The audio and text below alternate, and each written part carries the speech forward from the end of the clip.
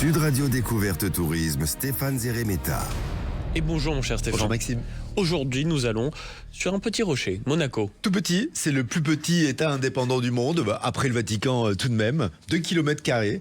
Mais il y a quand même beaucoup de choses à voir sur le rocher. Bon, bien sûr, les tours ultra-modernes, des villas élégantes, le sublime palais princier de l'époque Renaissance. Tout de même, ça c'est magnifique. Il y a de quoi passer le week-end. Bon, un peu plus même, si vous optez pour une soirée au casino, si vous avez les moyens de faire une après-midi shopping de luxe, il y a de quoi faire. Le mot de luxe est important après le shopping. Et en ce printemps, on pourrait aussi et on peut à nouveau se balader dans le fameux jardin exotique. Voilà, c'est pour ça que je voulais absolument vous en parler, puisque depuis le 28 mars, il a réouvert. C'est un des sites immanquables lorsqu'on est à Monaco.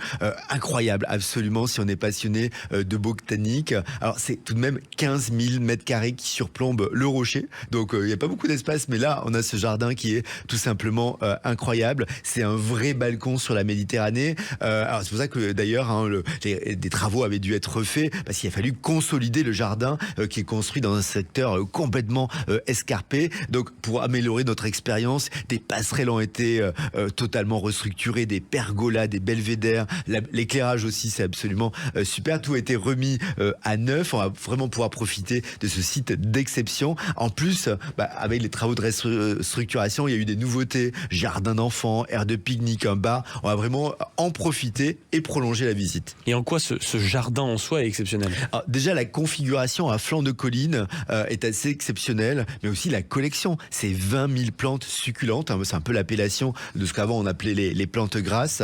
La collection, on la doit à Augustin Gastaud, qui était le responsable des jardins Saint-Martin à Monaco au début du 19e siècle. Et en 1913, ils ont commencé les travaux pour faire le jardin au-dessus du quartier de Rivoire. Donc vraiment, le jardinier avait des ambitions pas possibles. Et on lui a donné les moyens. Bon, le chantier avait dû être éprouvant parce que vraiment c'est à flanc de colline et il a fallu 20 ans pour que le jardin suspendu ouvre ses portes. Aujourd'hui, on voit des espaces absolument incroyables, tout originaires de zones sèches lointaines, sud-ouest des États-Unis, Amérique du Sud, Afrique du Sud, péninsule arabique également. Et ils ont trouvé sur la Riviera une terre assez propice à leur développement. Et ce jardin, c'est aussi un vrai centre de recherche. Ouais, parce que c'est vrai qu'exposer les plantes, c'est une chose, mais en fait leur permettre de se développer, de se reproduire année une autre, et vraiment les jardiniers réalisent cela avec brio. Il y en a 7. D'ailleurs, on va pouvoir venir plusieurs fois. C'est intéressant de venir plusieurs fois dans l'année parce que le jardin est très différent en fonction que les floraisons s'échelonnent tout au long des saisons. Le jardin exotique est aussi un lieu de recherche scientifique avec des scientifiques qui veillent sur la préservation, la multiplication des cactés, des plantes succulentes. Bon, faut dire qu'il y a 30 000 plantes qui sont présentées, qui sont préservées dans ce jardin exotique et au centre botanique. Alors, par exemple, il y a l'aloe, la crassula, la grussonie. La grussonie, c'est ce qu'on appelle les coussins de belle-mère, ou bien la Bocarna recurvata, qu'on appelle aussi le pied d'éléphant. Et la visite ne sera pas totalement complète si on ne fait pas un petit passage par la grotte. Alors ça, c'est une cavité qui est creusée dans la grotte calcaire, qu'on peut visiter uniquement avec un guide spécialiste. On va découvrir la caverne avec la stalactite, des stalagmites.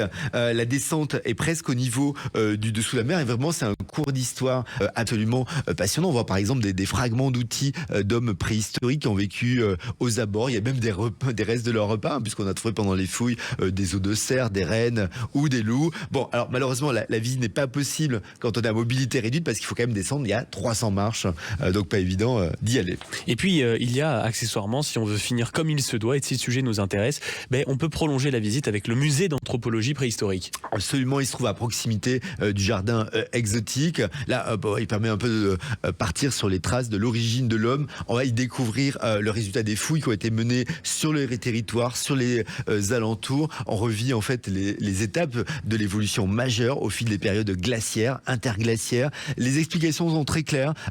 Ça permet de comprendre les différentes pièces exposées. On peut faire aussi avec les enfants. Notamment, il y a c'est un passage fascinant. Un squelette de mammouth, donc c'est plutôt cool. En tout cas, c'est vrai que moi, je m'organise un week-end à Monaco. Là, c'est avec cette réouverture du jardin exotique. C'est vraiment une bonne idée. C'est maintenant. Merci beaucoup, mon cher Stéphane Zeremeta. Merci.